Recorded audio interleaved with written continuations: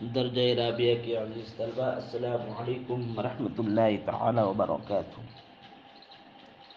انی لاستغنی فما ابطر الغنا واعرض میسوری علی مبتغی قرضی واعسر احیانا فتشتد عسرتی وادرک میسور الغنا ومعی ارضی وما نالها حتى تجلت واسفرت اخو ثقة منی بقرض ولا فرض۔ سیب کی جمع آتی ہے سیوب، جس کا معنی ہے عطیہ۔ جیسا کہ امام بصری رحمۃ اللہ علیہ نے فرمایا سیبم من الیم، یعنی سمندر کا عطیہ، یا سمندر کا بڑے تالاب کا سیلاب۔ تو سیب کا معنی ہے عطیہ۔ انی لاستغنی فما ابطر الغنا، استغنا یستغنی، یہ باب استفعال سے ہے، جس کا معنی آتا ہے مالدار ہونا، صاحب ثروت ہونا، ذی مال ہونا۔ اور ابتغا، ابتغی باب افتعال سے اسم فاعل ہے، تلاش کرنا۔ اچھا، ابتر الغنا، بطرا یبطر، سمع یسمع، جس کا معنی آتا ہے غرور و تکبر کرنا، اترانا، اکڑنا۔ غنا کے معنی مالداری۔ استغنا، استغنی، غنا، دونوں میں جناس اشتقاق ہے، اس لیے کہ دونوں کا مادہ اشتقاق ایک ہے۔ یہ محاسن بلاغت ہے۔ میسور کی جمع آتی ہے میاسیر، میسور کی جمع کیا آتی ہے؟ میاسیر، جس کا معنی آتا ہے دولت و ثروت، مالداری۔ اور یہ غنا جو ہے اصل میں فی الغنا تھا، یہ نزل خافض ہے۔ قرض کی جمع قروض، اقراض، قرض، تو یہ اصل میں ہوا تھا مبتغینا، تو اضافت کی وجہ سے نون کو کیا ہے؟ ساقط کرتی ہے، گرا دیا۔ شعر کا مفہوم و مطلب معنی یہ ہے، کہنا یہ چاہتا ہے شاعر اس میں کہ میں جب صاحب مال ہوتا ہوں، یعنی انسان کے ساتھ نشیب و فراز لگا ہوا ہے، اتار چڑھا لگا ہوا ہے، کہتا ہے کہ جب میں مالدار ہوتا ہوں، صاحب دولت و ثروت ہوتا ہوں، تو کبھی میں اس اللہ کی عطا کردہ نعمت پر اتراتا نہیں، تکبر گھمنڈ نہیں کرتا، زمین پر سینہ پھلا کر کے نہیں چلتا ہوں، سینہ نکال کر کے نہیں چلتا ہوں، اکڑ کر کے نہیں چلتا ہوں، بلکہ اللہ تعالی مجھے دولت سے نوازتا ہے، تو میں اس دولت پر کبھی اکڑتا نہیں، گھمنڈ تکبر نہیں کرتا، بلکہ عاجزی کا مظاہرہ کرتا ہوں۔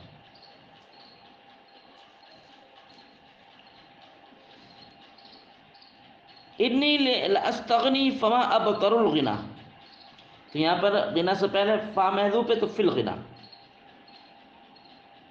بے شک میں مالدار ہوتا ہوں، انی لاستغنی، بے شک میں صاحب ثروت ہوتا ہوں، بے شک میں صاحب مال و ثروت ہوتا ہوں، فما ابتر الغنا، تو میں اپنی مالداری پر کبھی اتراتا نہیں، فما ابتر الغنا، بے شک میں مالدار ہوتا ہوں تو میں اپنی مالداری پر، غنا پر کبھی اتراتا نہیں، یعنی گھمنڈ تکبر کبھی نہیں کرتا، تکبر کا پتلا کبھی نہیں بنتا۔ وَأَعْرِضُ مَيْسُورِ عَلَىٰ أُبْتَغِي قَرْضِي، اور یہ کہنا اس دوسرے مصرع میں یہ کہنا چاہتا ہے کہ مجھے دولت سے اللہ نوازتا ہے، تو کوئی قرض مجھ سے اگر مانگتا تو میں اس کو بطور قرض بھی اپنی دولت دیتا ہوں، اور جو ایسے ہی اگر مجھ سے دولت مانگنے کے لیے آتا تو میں سے بھی اس کو دولت دے دیتا ہوں، یعنی گویا کہ اپنی دولت کو میں غریب و فقیروں پر بھی لٹاتا ہوں۔ تو میسور کی جمع میاسیر، عرض، عرض پیش کرنا، وعارض میسوری، اور میں اپنی دولت و ثروت کو پیش کرتا ہوں کس پر؟ علی مبتغی قرضی، اپنے قرض کے طلبگاروں پر. میں اپنی دولت و ثروت کو پیش کرتا ہوں علی مبتغی قرضی، اپنے قرض کے طلبگاروں پر. یعنی اگر مجھ سے میں مالدار ہوں تو ایسی صورت میں اگر مجھ سے قرض کا کوئی خواستگار ہوتا ہے، قرض کا طلبگار ہوتا ہے، تو میں اس کو قرض بھی عطا کرتا ہوں. اپنی دولت پر کبھی اتراتا نہیں. غریب و فقیروں کا جتنا بھلا مجھ سے ہو سکتا ہے میں اتنا اپنی ذات سے غریب و فقیروں کو فائدہ پہنچاتا ہوں، ان کے لیے بھلائی کرتا ہوں. وَأُعْسِرُ أَحْيَانًا فَتَشْتَدُّ عُسْرَتِي. عسر عسرت دونوں میں جناس اشتقاق ہے. عاصرہ یسر باب افعال سے تنگ دست ہونا، احیانا کبھی، اور فا جو عطفی ہے یہاں پر، اشتد سخت ہونا.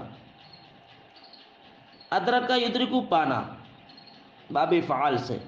میسور کے معنی بھی دولت ہے، غنا کے معنی بھی دولت ہے. تو اس کی جو اضافت، میسور کی اضافت غنا کی اضافت بیانیہ ہے. اور واو جو یہاں پر حالیہ ہے، الزمان عزت و آبرو. اس شعر کا مفہوم یہ ہے، پہلے مصر میں تو اس نے اپنی مال و دولت کی صورت میں جو کیفیت ہوتی ہے وہ کیفیت بیان کی. یعنی میں اگر مالدار ہوتا ہوں تو اس مالداری پر کبھی اتراتا نہیں، سینہ پھلا کر نہیں چلتا، بلکہ غریب و فقیروں کو میں بھلا کرتا ہوں. اور دوسری صورت یہ ہے کہ اگر میں تنگ دست ہو جاؤں، غریب ہو جاؤں، اور تنگ دستی جو ہے نہایت مجھے اگر ستائے، تو میں کسی کے آگے جو ہے ہاتھ نہیں پھیلاتا. یعنی ہاتھ اگر پھیلاتا بھی ہوں تو ایسی حالت و کیفیت کے ساتھ کہ اپنے وقار کو کبھی مجروح نہیں کرتا. یعنی میری عزت میرے ساتھ ہوتی ہے، مالداری کو پاتا ہوں، یعنی لیکن اس کنڈیشن، اس حالت و کیفیت کے ساتھ کہ اپنے آپ کو کبھی میں کسی کے سامنے عاجز، ذلیل و خوار، رسوائے زمانہ ہو کر میں کبھی نہیں مانگتا، بلکہ ایسی صورت میں مانگتا ہوں کہ کبھی بھی اپنی عزت پر داغ نہیں لگنے دیتا، ذلیل و رسوا ہو کر نہیں مانگتا. ایسی صورت میں جو ہے، اور لیتا بھی اسی سے ہوں جو دے دیتا ہے عزت کے ساتھ، جو بے عزتی نہیں کرتا. اسی مفہوم کو اس شعر میں شاعر نے بیان کیا. وَأُعْسِرُ أَحْيَانًا فَتَشْتَدُّ عُسْرَتِي، اور بسا اوقات میں تنگ دست بھی ہو جاتا ہوں. وَأُعْسِرُ أَحْيَانًا، اور بسا اوقات میں تنگ دست بھی ہوتا ہوں. فَتَشْتَدُّ عُسْرَتِي، اور میری تنگ دستی نہایت سخت ہو جاتی ہے، یعنی بہت زیادہ سختی میری ہو جائے، بہت زیادہ تنگ دستی میری سخت ہو جاتی ہے. اور بسا اوقات میں تنگ دست ہو جاتا ہوں اور میری تنگ دستی بہت زیادہ ہو جاتی ہے. وَأُدْرِكُ الْمَيْسُورُ الْغِنَىٰ، تو میں مالداری کو پاتا ہوں اس حال میں کہ میری عزت و آبرو میرے ساتھ ہوتی ہے. یعنی مانگتا ہوں اس حالت میں کہ اپنے وقار کو مجروح نہیں کرتا اور اپنی عزت پر کبھی داغ نہیں لگنے دیتا. حتی الامکان تو میں مانگتا ہی نہیں ہوں. وَمَا نَالَهَا حَتَّى تَجَلَّتْ وَأَسْفَرَتْ أَخُو ثِقَةٍ مِّنِّي بِقَرْضٍ وَلَا فَرْضٍ. یہاں پر نالہ کا جو فاعل ہے اخو ثقۃ ہے، قابل اعتماد معتمد علی شخص. تجلی کے معنی یہاں پر تنگ دستی کا ظاہر ہونا، و اسفرت، اور پھر چلے جانا.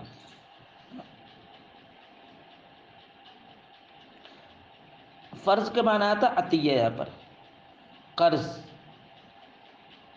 فرض عطیہ.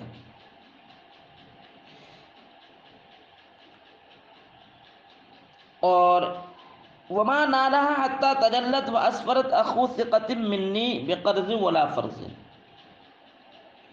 کہنا یہ چاہتا کہ میں تنگ دست ہو بھی گیا تو میری جانب سے یہ کسی نے جو ہے میری طرف سے کسی قابل اعتماد نے کوئی کسی سے بھیک نہیں مانگی، نہ کوئی قرض لیا، خود بخود جو میری تنگدستی دور ہو گئی۔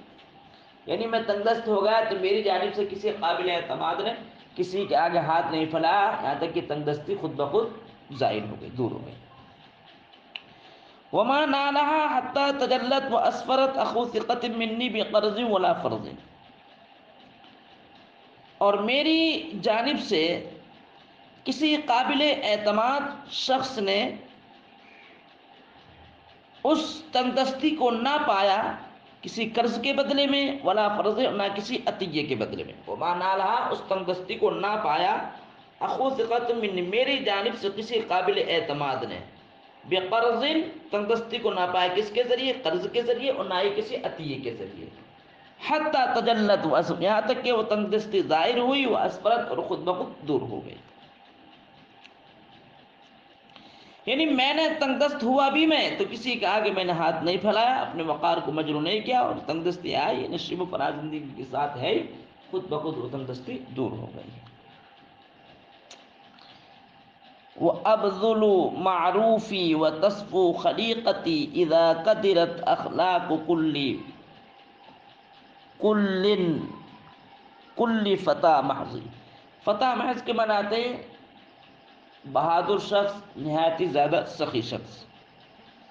بدل ابذل، خرچ کرنا، معروف معنی بھلائی یعنی دولت کو خرچ کرنا، اور صفا اسفو، صاف ہونا، یہ حال ہے ابذلو کی ضمیر سے۔ خلیقت معنی عادت و فطرت، اخلاق۔ کہنا یہ چاہتا ہے اس میں کہ میں اپنی مال و دولت کو کسی غریب و فقیروں پر جب میں خرچ کا مالدار ہوتا ہوں، اور اپنی دولت و ثروت کو جب غریب و فقیروں پر میں خرچ کرتا ہوں تو میں اخلاق حسنہ کا مظاہرہ کرتا ہوں۔ کبھی کسی کے ساتھ دولت و ثروت دینے کی صورت میں کسی کے ساتھ میں کبھی بدسلوکی، بد اخلاقی کا مظاہرہ نہیں کرتا، کسی کے ساتھ بدسلوکی نہیں کرتا، بد اخلاقی کا اظہار نہیں کرتا، بلکہ حسن اخلاق کے ساتھ میں عطیات سے نوازتا ہوں، اور بڑی حسن و خوبی کے ساتھ میں عطا کرتا ہوں، اور اخلاق حسنہ کا مظاہرہ کرتا ہوں، کبھی بدسلوکی میں نہیں کرتا۔ اسی کا ذکر کرتا ہے وَأَبْذُلُ مَعْرُوفِ، اور میں اپنی دولت و ثروت کو خرچ کرتا ہوں اس حال میں کہ میرے اخلاق صاف ہوتے ہیں، میری عادت و فطرت صاف ہوتی ہے، میرے اخلاق صاف ہوتے ہیں۔ جبکہ بڑے بڑے سخیوں کے اخلاق بگڑ جاتے ہیں۔ اذا قدرت اخلاق کلی فتن محض، جبکہ بڑے بڑے سخی حضرات کے اخلاق، کل من تمام، یعنی جبکہ ہر بڑے نوجوان سخی کے اخلاق گدلے ہو جاتے ہیں، بگڑ جاتے ہیں، خراب ہو جاتے ہیں۔ یعنی بڑے بڑے سخی ہوتے لیکن بد اخلاقی کا مظاہرہ کر بیٹھتے، لیکن میرے ساتھ ایسا نہیں، میں ہمیشہ اخلاق کا مظاہرہ کرتا ہوں۔ وعبد المعروف، اور میں اپنی بھلائی کو خرچ کرتا ہوں، یعنی اپنی مال و دولت و ثروت کو غربا، فقراء، مساکین پر خرچ کرتا ہوں اس حال میں کہ میری عادت و فطرت صاف ہوتی ہے، یعنی نیک نیتی کے ساتھ خرچ کرتا ہوں۔ جبکہ ہر سخی نوجوان کے اخلاق مقدور ہو جاتے ہیں، بگڑ جاتے ہیں، گدلے ہو جاتے ہیں، میلے ہو جاتے ہیں۔ میلے جاتے ہیں کنایا اس سے ہے کہ بد اخلاق ہو جاتے ہیں۔ وَلَكِنَّهُ صَيْبُ الْإِلَٰهِ وَرِحْلَتِي وَشَدِّ حَيَازِيمَ الْمَطِيَّةِ بِالْغُرْضِ، غرض کے معنی آتے ہیں کجاوا، شد معنی باندھنا، حیازیم حیزوم کی جمع جس کا معنی آتا ہے سینہ، مطیت جمع مطوایا، سواری والے اونٹ۔ اور یہاں پر جو کنایا ہے اس سے ہے کہ میرے پاس جو آج عطیات ہیں، میرے پاس جو دولت ہے، یہ میری کد و کاوش کا نتیجہ ہے، یعنی میں گھوڑوں پر سوار ہو کر کے جنگ کرتا ہوں، جنگ کر کے جو مال غنیمت حاصل کرتا ہوں وہی میرے پاس دولت ہے۔ ولیکنہ صیب العلا، لیکن وہ رب کا عطیہ ہے اس حال میں کہ میری ورحلتی اور میرا رخت سفر، ورحلتی اور میرا رخت سفر، وشدی عیاذیب المطیتی اور سواری کے اونٹوں کے سینوں کو باندھنا ہے قدابے سے، لیکن وہ رب کا عطیہ ہے، ولیکنہ لیکن وہ دولت رب کا عطیہ ہے، اور وہ رب کا عطیہ کس صورت میں ہے؟ کوئی گھوڑوں پر سوار ہونا اور جنگ کرنا اور مال غنیمت حاصل کرنا۔ ولیکنہ صیب الالہ، اور لیکن وہ دولت رب کا عطیہ ہے، ورحلتی اور میرا رخت سفر باندھنا ہے، اس سے مجھے دولت حاصل ہوتی ہے، ورحلتی اور میرا رخت سفر باندھنا، وشدی اور میرا باندھنا، حیاض یہ مصدر کا مفعول بنے گا حیاض میں، سواری کے اونٹوں کو میرا باندھنا بالغرزی قدابوں کے ذریعے، یہی میری دولت ہے۔ تو آج ابھی انہیں 5 اشعار پر اکتفا کرتے ہیں، کتاب کی مقدار پائے تکمیل ہونے کے قریب ہے، اس لیے تھوڑا تھوڑا ہی پڑھتے ہیں، اور عزیز طلبہ آپ اس کو یاد کرتے رہیں۔ السلام علیکم ورحمۃ اللہ۔